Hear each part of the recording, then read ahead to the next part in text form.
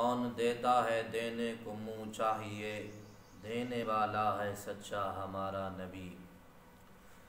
نبی پاک صلی اللہ تعالیٰ علیہ وسلم کے صحابی حضرت صعصعہ بن ناجیہ رضی اللہ تعالیٰ عنہ دور جہالت میں ان کے پاس بہت بڑے پیسے تھے، بہت بڑے مالدار تھے، جگیر آدمی تھے، ڈیرے دار آدمی تھے۔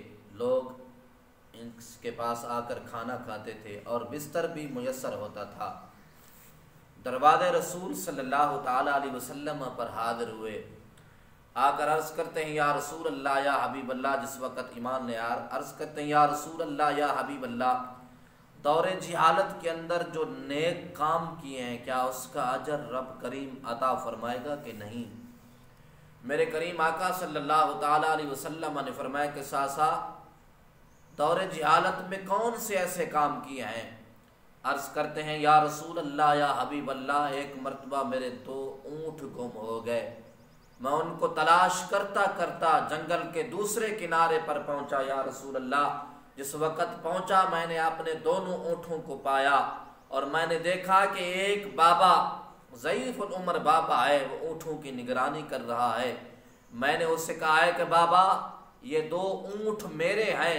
اس نے کہا بیٹا چرتے چرتے آ گئے ہوں، اگر تیرے ہیں تو لے لے۔ اتنی دیر میں اس بابے نے کھجور بھی منگا لی اور پانی بھی منگا لیا۔ میں کھجوریں بھی کھا رہا تھا یا رسول اللہ یا حبیب اللہ، پانی بھی پی رہا تھا۔ اتنے میں بچے کے رونے کی آواز آئی تو اس بابے نے کہا ہے کہ بیٹا ہوا ہے یا بیٹی ہوئی ہے؟ تو میں نے فوراً پوچھ لیا بابا اگر بیٹا ہوا ہے تو کیا کرو گے، بیٹی ہوئی ہے تو کیا کرو گے؟ اس بابے نے کہا ہے کہ صعصعہ اگر بیٹا ہوا ہے تو میں اس کا جشن مناؤں گا، علاقے کے اندر میرا بلند مقام ہوگا، میں جشن مناؤں گا۔ اگر بیٹی ہوئی ہے تو اس کو دفن کر دوں گا، زندہ دفن کر دوں گا۔ تو آنے والے نے آ کر خبر دی کہ بیٹی ہوئی ہے، تو اس نے کہا ہے کہ اس کو فوراً انتظام کرو اس کو زندہ دفن کرنے کا۔ یا رسول اللہ یا حبیب اللہ، میرے دل پر اثر کر گئی بات۔ یا رسول اللہ میری آنکھوں سے آنسو آ گئے۔ یا رسول اللہ میری چیخ نکل گئی۔ میں نے کہا ہے کہ بابا یہ بیٹی مجھے عطا کر دے، میں اس کی پرورش کروں گا۔ اس بابے نے کہا ہے کہ بدلے میں تو کیا دے گا؟ ایسی تو بیٹی دے دوں، بدلے میں کیا دے گا؟ تو میں نے کہا ہے کہ بابا یہ 2 اونٹ رکھ دے اور بیٹی مجھے عطا کر دے۔ حضرت امام طبرانی نے طبرانی کے اندر یہ حدیث پاک نقل کی ہے، 2 اونٹ رکھ لے اور بیٹی مجھے عطا کر دے۔